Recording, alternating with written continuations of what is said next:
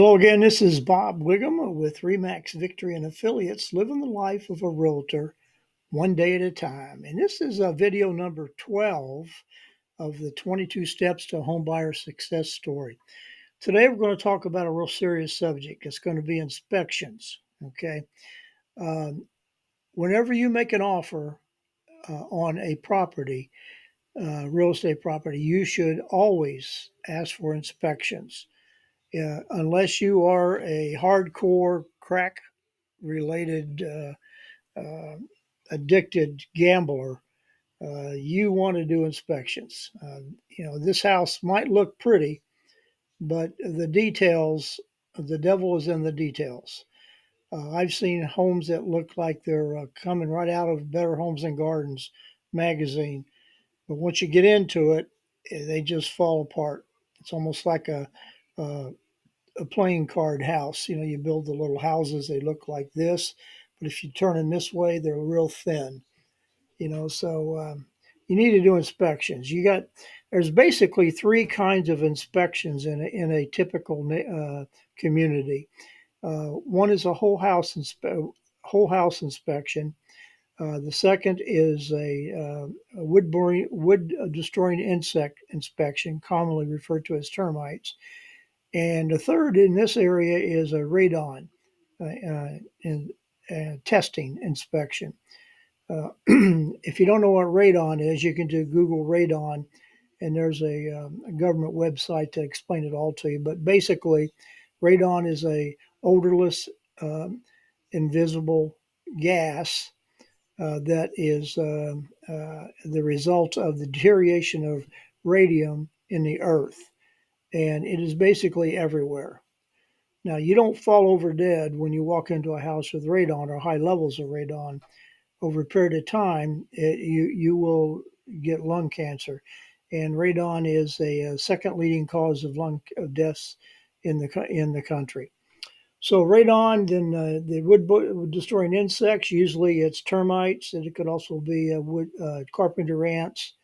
It could be carpenter bees. You need an expert to take care of those, especially if you're doing a VA or an FHA loan. They're going to want to see those. The third one is a whole house inspection, which is you got two ways you can approach that.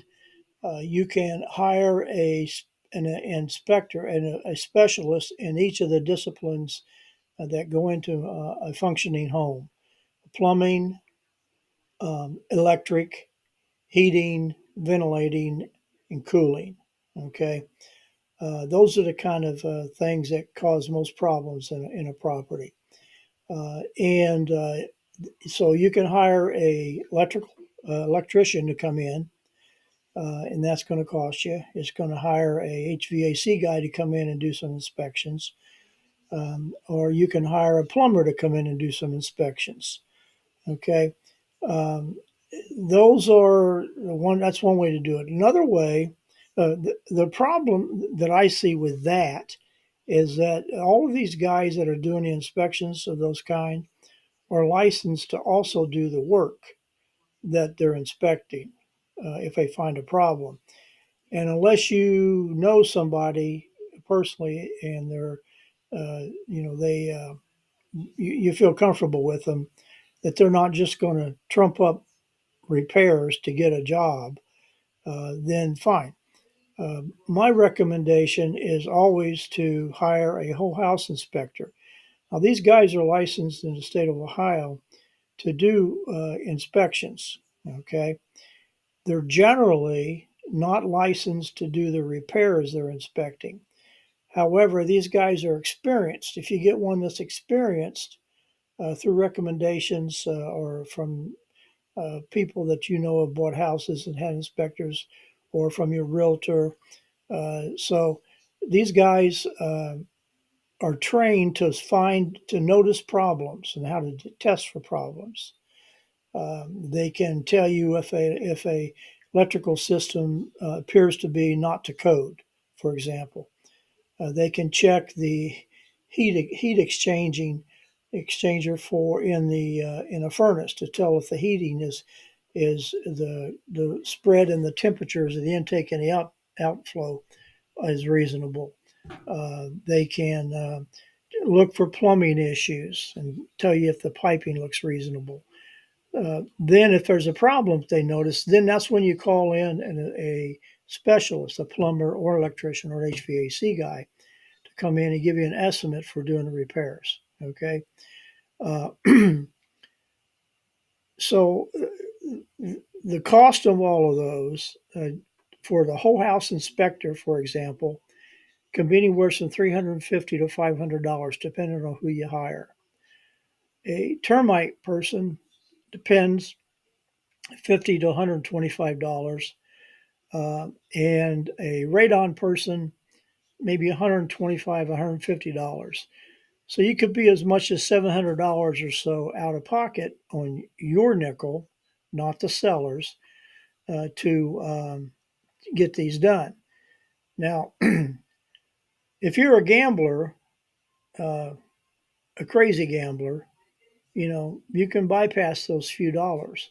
But what you're doing is you're betting uh, the value of that property, say $200,000, to save $700. I don't think that's a really good bet. Okay. You should always spend that money. It'll help you in the long run because if there's a problem, the seller has to fix it if it's a habitability issue. Um, uh, so they have to fix it. Okay.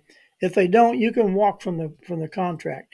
Now you want to be careful about what you say that you want the seller to fix, because there's things that won't qualify for you to lose your earnest money or to get your earnest money back if you walk on a contract. For example, if you've got, uh, let's say that the house is wired with two prong wiring plugs and nothing's grounded.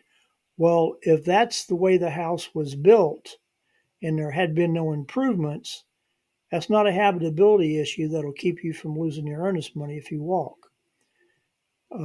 If that same house had some three prong plugs installed just to accept three prong plugs, but it's not properly grounded, that's a problem. That's a safety issue, a hazard, and if the seller has a fixer, you can walk, or you can choose to fix it yourself if you really like the house. So there's a whole house inspection, there's a termite inspection, and then there's the HVAC inspection. Okay. Now there's another one that you can do. There's other ones depending on the property that you're at. You might have a well. Okay. Well, you need to get the well tested, make sure it's safe and it's actually flowing properly. Some wells don't flow like they're supposed to, and that means you don't have enough water for the property. So that could be an issue. Um, there might be uh, oh shoot, I can't remember what it is. If you're out in the country and you don't have a sewer, you've got a what the heck are they called? I can't remember.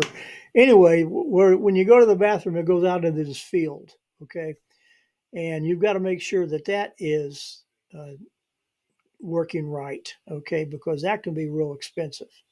Okay, um, so that's kind of like where we are right now.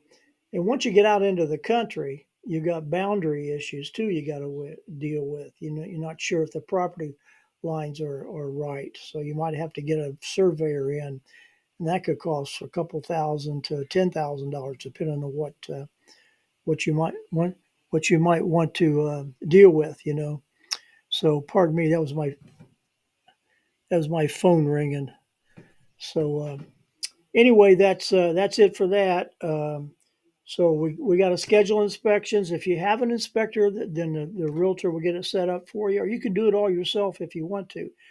The important thing here is though you've got to follow your contract, because most contracts that are written gives the buyer 14 days or thereabouts to complete and report back to the seller any issues discovered in the inspections. If you miss that date and you've got a very focused and I don't know, uh, seller, if you don't make it on that date, then basically what you're saying is you're taking a house as is. Okay, so you got to be sure you got control of that timeline. All right. So you can schedule the inspections. You can get your seller to the schedule of the inspections. You just got to make sure they're done and reported back to the seller in a timely manner. So that's pretty much it for this the kind of like the surface of inspections. So if you got any questions, you want to talk, you call me at one of the numbers on the front and the back of this video, and then we'll see what we can do. Otherwise, I'll see you in number, what is it, 13, I think is next. So this is Bob Wiggum, Remax Victory and Affiliates, living life of the realtor one day at a time. Bob out.